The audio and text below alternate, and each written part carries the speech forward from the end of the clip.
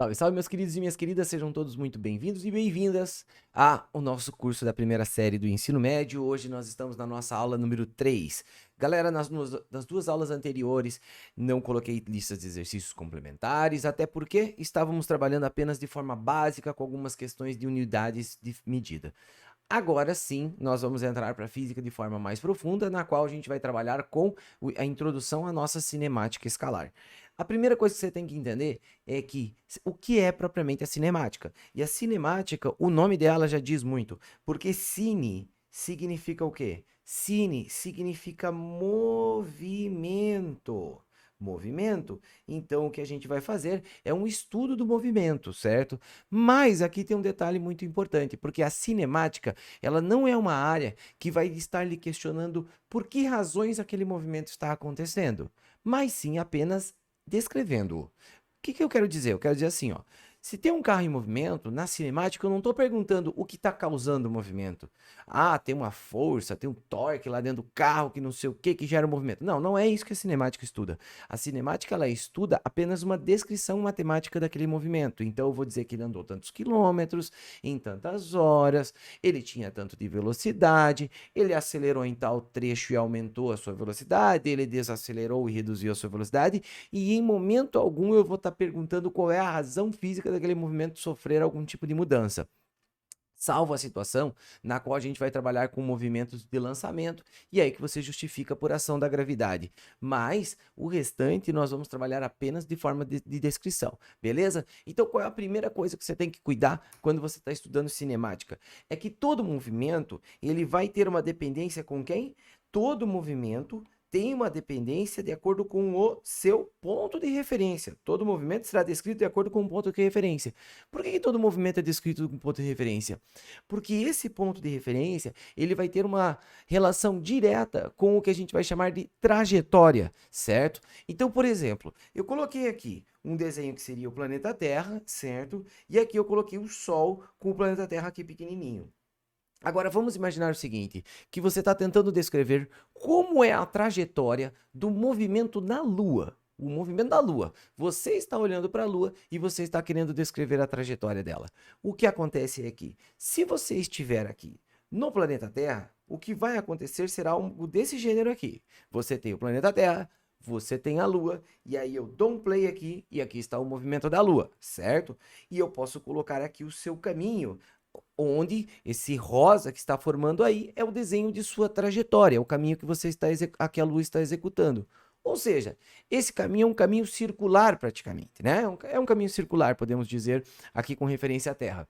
Então a Lua anda em movimento circular de acordo com a referencial da Terra, sim. Se você estiver olhando da Terra, você vai ver a Lua girando em movimento circular. Isso de forma aproximada, obviamente. Se a gente for estudar mais a fundo, você vai ver que tem alguns detalhes para você levar em consideração. Beleza? Agora, mas a Lua sempre realiza movimento circular? Isso depende do teu ponto de referência. Por exemplo, se você imaginar que você tem a Terra orbitando em torno do Sol, e aí tem alguém lá no Sol olhando para a Lua, você vai ver que a órbita da Lua, que é esse tracejado aí rosa que tem ainda, não é mais um movimento circular. Ou seja, o que eu estou querendo dizer para você é que, dependendo de onde você está, o que você vai ver vai ser diferente. E, inclusive, isso aqui é a base da teoria do Einstein lá, né? A teoria da relatividade. A teoria da relatividade, a base dela é você falar que o movimento de um corpo é sempre relativo a um referencial. Mas ele conseguiu demonstrar também que o tempo é relativo a um referencial. Essa que foi a primeira grande sacada do Einstein. E que, claro, trouxe outras tantas nuances. Mas aqui a gente está na nossa física clássica. Por enquanto, a única coisa que o referencial consegue definir e observar é como muda a trajetória de alguma coisa dependendo do teu ponto de referência. Então, o que eu posso dizer aqui, galera? Eu posso dizer que, se eu estiver na Terra olhando para a Lua, o movimento da Lua vai ser algo mais ou menos como isso aqui, ó. Você vai ter aqui a Lua, e a Lua ela vai estar fazendo uma trajetória que orbita em torno da Terra aqui. Não é exatamente isso, mas é só para a gente ter uma ideia, beleza? Então, esse tracejadinho que eu fiz é a trajetória que a Lua realiza. E veja que a trajetória depende de quem está observando. Então, esse cara, a trajetória que a Lua realiza. certo? Agora, se você olhar para a Lua orbitando em torno da Terra, mas você está de referencial lá no Sol, ou seja, o teu ponto de referência é como se você estivesse lá no Sol observando, você veria a Terra girando aqui em torno do Sol, fazendo o seu movimento que a gente chama de translação, mas a luazinha aqui, ó, estaria acompanhando essa translação e faria um movimento de tipo vai e volta, como foi a minha animaçãozinha que eu coloquei ali. Certo? Então, a ideia de que a trajetória de um corpo sempre depende do seu referencial, do seu ponto de referência, do seu ponto de onde você está observando o movimento. Beleza? Aí a gente pode colocar alguns exemplos um pouco mais simples, um pouco mais associados ao nosso cotidiano. Um exemplo que a gente tem bem simples aqui é o seguinte: é o caso de uma pessoa que está dentro de um carro e ela está jogando uma bolinha para cima. Bom, se você está dentro de um carro e você está jogando uma bolinha para cima, bom, a bolinha está aqui na tua frente, então se você jogar ela, você vê ela subindo e descendo, você vê um movimento de subida e você vê um movimento de descida. Então, para quem é um observador dentro do carro, o que que ele vê? Ele vê essa bolinha fazendo isso aqui, ó. Ela sobe e depois ela desce. Ela, inclusive, vai descer pela mesma linha se você jogar bem retinho. Ou seja, para o cara que está dentro do carro, ele vê a bolinha subindo e descendo na frente dele, a trajetória é uma trajetória linear. Simplesmente uma trajetória linear. Agora, e para um cara que esteja fora do carro vendo esse evento? Bom, para o cara que está fora do carro, o que que acontece? Ele vê lá o carro, ele vê a bolinha, certo? Só que quando o cara joga para cima, o carro tem uma velocidade aqui para frente. Então o que que acontece? A bola sobe e desce, mas ela sobe e desce acompanhando o carro. Então o cara vai ver uma trajetória que seria isso aqui, ó, acompanhando. Opa, não vai sair do teto do carro aqui, perdão. Ela vai fazer uma trajetória mais ou menos assim, ó. É estranho? Ó, pode parecer estranho, mas se você pegar, por exemplo, uma bolinha na tua mão e jogar ela para cima e para baixo, tu vê ela subindo e descendo. Se você estiver caminhando jogando uma bolinha, tu continua vendo ela subindo e descendo.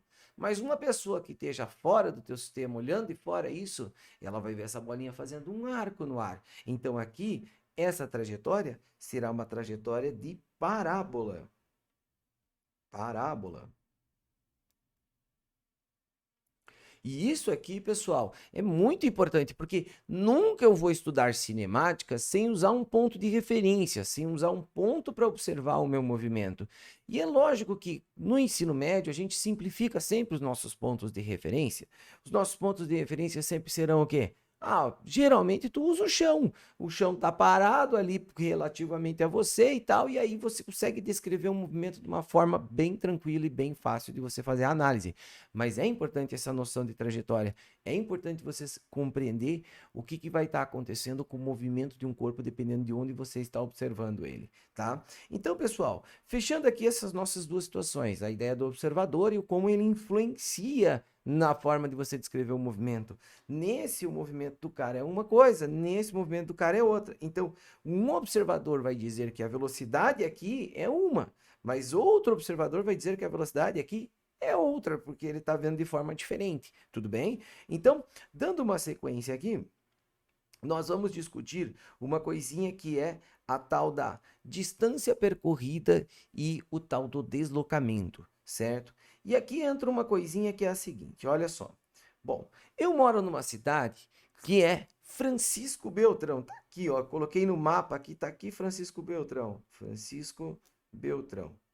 E eu dei um exemplo aqui pensando que eu quero fazer uma viagem para Curitiba. E aqui vai estar Curitiba. Certo?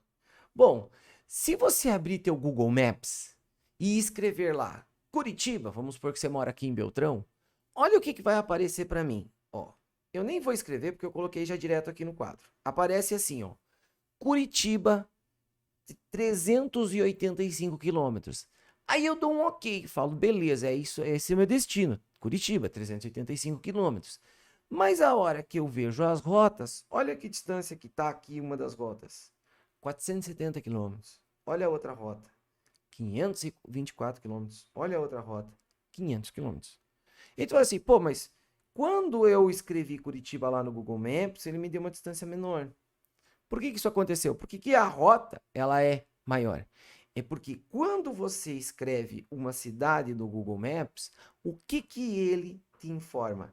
Ele te informa qual é a distância que você está geográfica com relação a essa cidade. Ou seja, ele imagina uma linha reta que conecta Beltrão com Curitiba, e essa linha reta tem 385 quilômetros. Mas quando eu confirmo que eu quero ir para lá, aí ele calcula uma rota possível para eu fazer de carro que seja o mais próximo possível desses 385 quilômetros. Menor que isso nunca tem como ser, mas qualquer valor mais próximo possível disso. E aí ele me dá esse caminho aqui, que eu passo lá por Guarapuava, Ponta Grossa e tudo mais. Então, daí nesse caminho, eu ando 470 quilômetros, certo? Então, quando você estuda um movimento, tem duas coisas que você vai diferenciar uma da outra, que é o que a gente vai chamar de distância percorrida e o que eu vou chamar de deslocamento. Qual que é a diferença desses dois caras? É bem simples. A distância percorrida nessa situação, claro, caso eu realize a viagem, vai ser de 470 quilômetros. 470 quilômetros. Certo? A distância percorrida é sempre o comprimento total da trajetória que você realizou. Você vai olhar para a trajetória lá e você vai analisar toda a metragem ou a quilometragem daquela trajetória. Agora, o seu deslocamento não. O seu deslocamento é a menor distância possível entre a sua origem e o seu ponto final, que aqui nesse caso seria 385 quilômetros. Certo? Quando você está falando de cinemática escalar, você está trabalhando ao longo de uma escala de deslocamento, e aí nós vamos trabalhar com a nossa distância percorrida para resolver os nossos exercícios, tudo bem? Quando você mexe com cinemática vetorial, aí você está analisando por vetores o seu problema, aí você vai usar o seu deslocamento vetorial, certo? Então aqui, ó, nesse nosso capítulo, você nem vai ser tão cobrado com relação a isso, até porque não é tão popularizado nos vestibulares ficar discutindo deslocamento vetorial e deslocamento escalar. Pelo menos assim, nas provas da região sul aqui, nas provas que você vai ter de Enem, muito difícil alguma cobrança com relação a isso, tá, pessoal? Mas é importante você saber. Então tá, vamos guardar aqui, ó. O que é essa distância percorrida? Bom, a distância percorrida é... Opa, minha Siri... Ó, minha Siri não pode responder. Enfim, então, a distância percorrida é o quê? Bom, é basicamente o comprimento da trajetória total. Trajetória. Certo? Esse comprimento da trajetória que você realizou, sua distância percorrida. Percorrida. Certo? Agora, o que é o seu deslocamento? É esse cara aqui. É a menor distância possível entre a sua origem e o fim. Menor distância. Certo? Entre a origem do seu movimento e o fim, certo?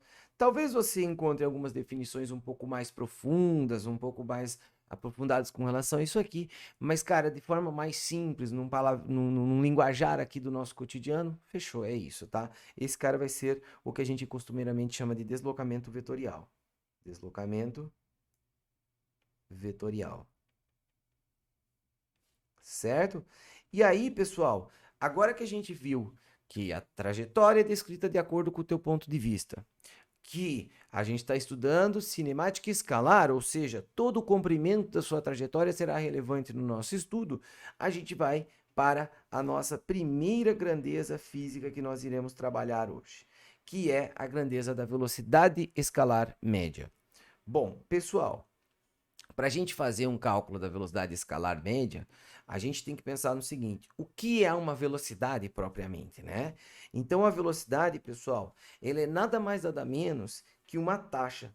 Ela é uma taxa que demonstra qual é a relação do seu deslocamento com o tempo, ou seja, qual é a relação entre o quanto você anda com relação ao tempo, certo? Esse deslocamento que eu estou citando aqui não é o deslocamento vetorial, mas sim quantos metros você anda a cada segundo, quantos quilômetros você anda a cada hora, certo? Seria um deslocamento na área escalar, certo? Agora, então, como que você vai calcular essa sua velocidade média? A sua velocidade escalar média é só você pegar a sua distância que foi efetivamente percorrida, certo? E dividir pelo tempo total do seu percurso. E aqui tem um detalhe muito importante que eu quero que você marque aqui, ó. Você vai fazer um asterisco nesse tempo total, tá? Vai fazer um asterisco nesse tempo total que a gente tem aqui, tá? Por quê, gente? Porque é aqui que moram as pegadinhas dos seus problemas. Às vezes o cara propõe assim: ah, uma família foi fazer uma viagem, saiu de tal cidade, foi para tal cidade. Daí ele fala: ah, em tal lugar ele parou, ficou 15 minutos no posto parado, e aí não sei o quê, e aí parou para comer um lanche, aí a criança precisou fazer xixi, não sei o quê. Cara, beleza. Ele descreve todas as paradas do cara na viagem. E aí, na hora de você fazer a conta, é muito comum, às vezes, o aluno pensar assim: bom, para eu calcular a velocidade, eu vou pensar que eu quero saber a velocidade enquanto ele está andando, não enquanto ele está parado, então eu vou descontar essas paradas. Não, você não desconta. Você usa o tempo total. É só você pensar assim, cara, que horas que eles saíram? Às 8 da manhã? Beleza. Que horas eles chegaram? Ao meio-dia? Beleza, das 8 da manhã ao meio-dia são 4 horas. Ah, ele parou? Dane-se. Ah, ele foi fazer xixi? Dane-se. Você não vai levar em consideração essas pausas. Você vai simplesmente pensar assim: se saiu às 8 e chegou no destino ao meio-dia, se ele andou direto ou se ele fez pausa, dane-se. O que importa é que ele demorou 4 horas na sua viagem. Sempre o tempo total. Beleza?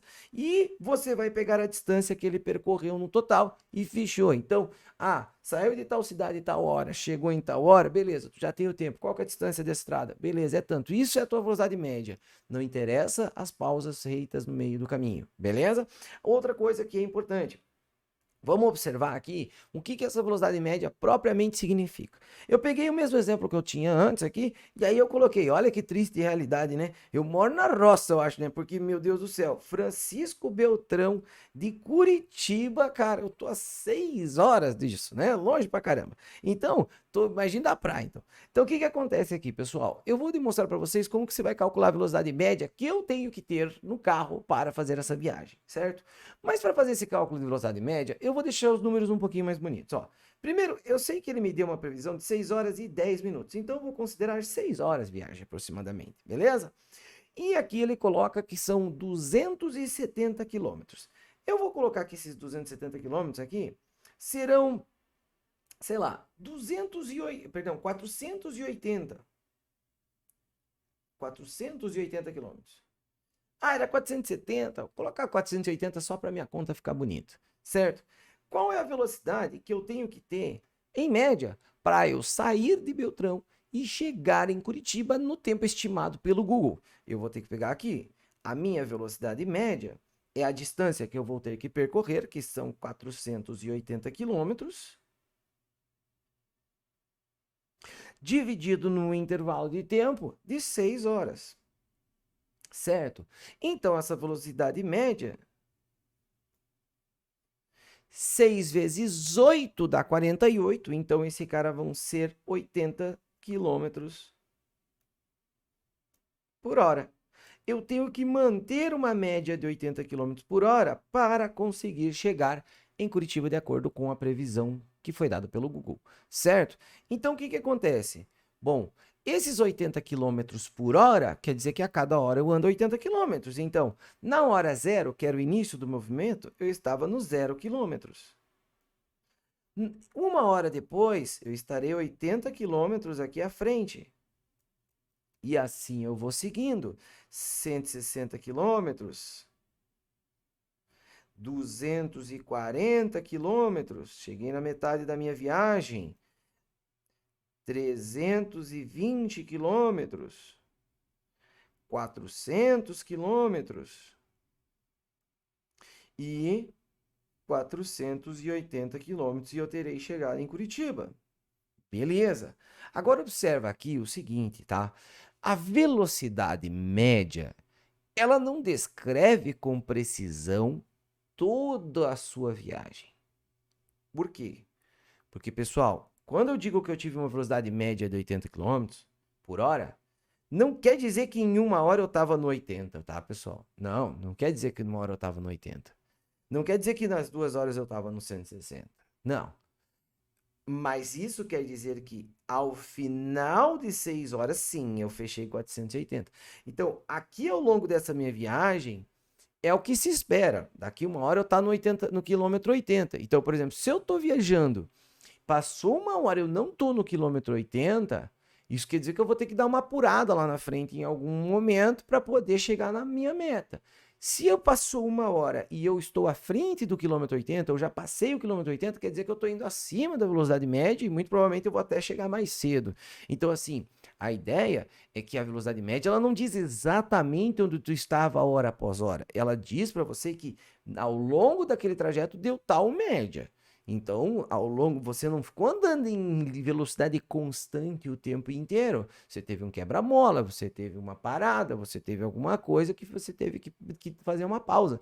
Então, essa velocidade média, ela só diz para você isso para que você tenha uma noção, uma expectativa do que você vai ter, né? Então, claro, quando você viaja hoje em dia, você usa um GPS e é super tranquilo. Então, ele já fica te dando uma estimativa. Você pega um trânsito, ele já aumenta um pouquinho o tempo. Se você está em um trecho que está mais limpa a estrada, que você consegue andar um pouco mais, ele já reduz lá para você. Mas ele faz isso baseado na média. Ele faz isso baseado na média que você vai manter.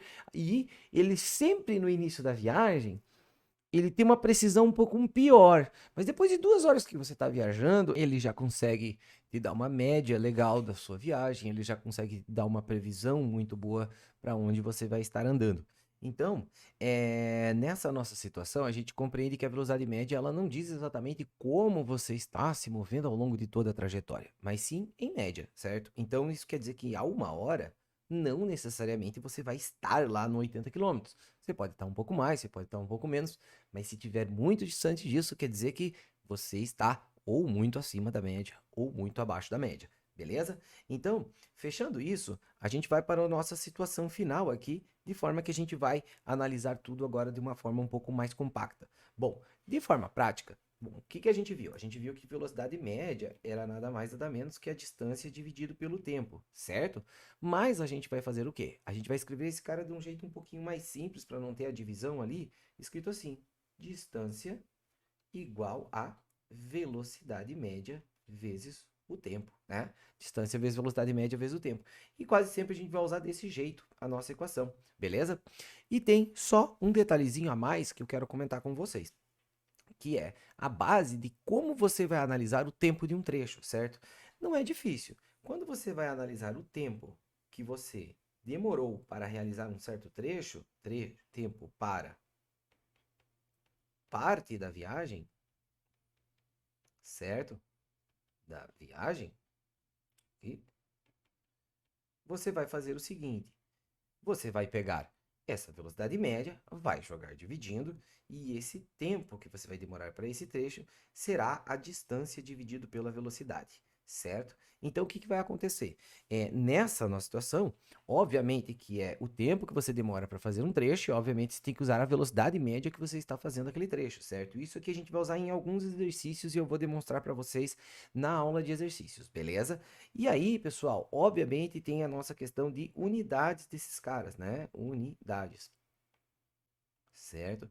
Quando a gente fala de unidades, a gente vê aquela conversão clássica que a gente tem. Então, isso aqui eu passei na aula passada, mas não custa a gente relembrar, que é aquelas nossas grandezas: 5 metros por segundo, 10 metros por segundo, 15 metros por segundo, 20 metros por segundo, 25 metros por segundo, 30 metros por segundo, eu poderia continuar a minha tabela. A gente sabe que para converter daqui para cá, mudando para quilômetro por hora, eu preciso fazer 1 vezes 3,6. Claro que voltando seria dividido. Então, a gente vai guardar que o 5 vai ser 18. Opa! 18 quilômetros por hora. Ok, meu 8 ficou feio. 18 quilômetros por hora, certo? E assim a gente segue para as outras unidades. Ali, ó, 10, quando tu multiplica por 3,6, fica 36. 36 quilômetros por hora, certo? 15, se você multiplicar por 3,6, vai dar 54 quilômetros por hora. 20 vai dar 72 quilômetros por hora, certo? 25 vai dar 90 quilômetros por hora.